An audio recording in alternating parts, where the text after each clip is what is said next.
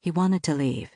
Now that he'd managed to fill his velvet pouch, the jewels weighed heavily against him, and he wanted to escape back to his tiny house on Clarges Street, where he could admire the huge, ugly jewels at his leisure and calculate how much money they would bring him, and whether he'd sink more of it into the rapidly decaying pile of stone known as Glenshiel Abbey, or simply scatter it at the gaming tables.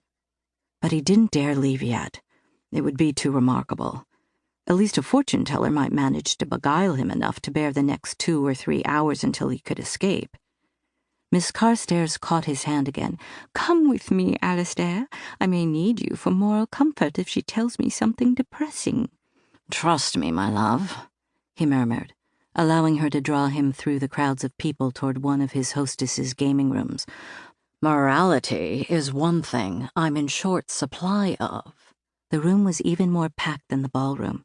He could see Isolde Plumworthy, her stately bulk ensconced on a chaise, her hand upon the satin-breeched thigh of young Calderwood.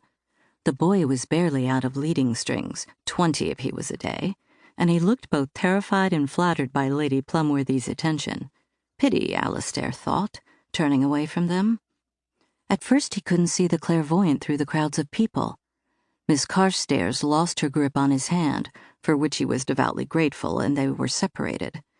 He moved through the crush with his usual feline grace, slyly observant beneath half-lowered eyelids. It took him a moment to realize that the quietly dressed young woman who sat at the green baize table was, in fact, the fortune-teller. She was concentrating on the cards laid out in front of her, her head bowed, so his first impression was of a small, well-shaped head crowned with a neatly arranged cap of hair, light brown, ordinary enough.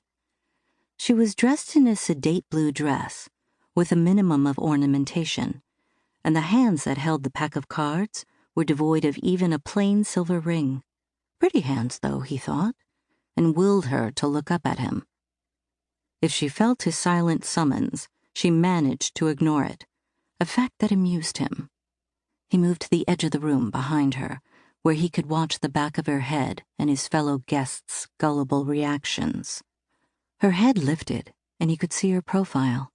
Surprisingly delicate for a bourgeois, he thought.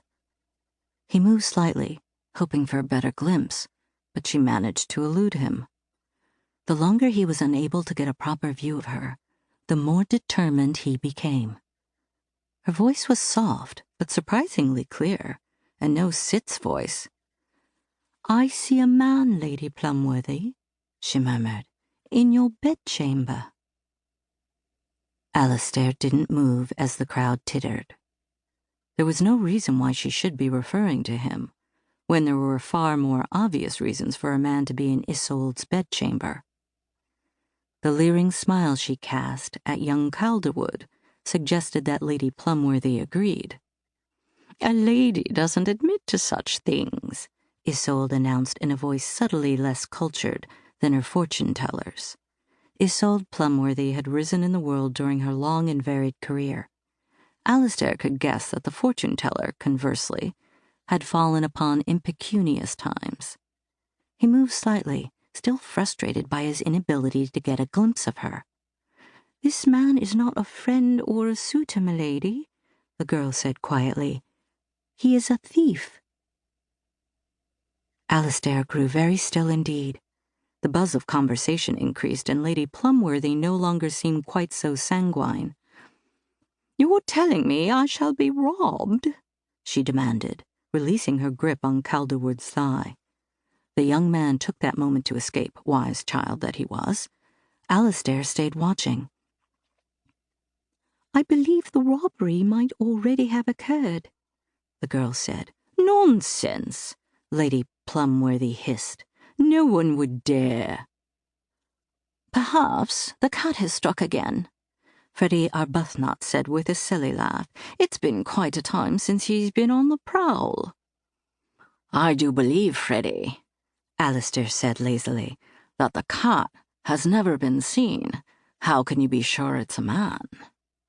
"Don't be daft," Freddie protested. "What else could it be? There's more than physical agility involved in these robberies. There's incredible daring and cunning as well. Don't expect me to believe a child could carry out such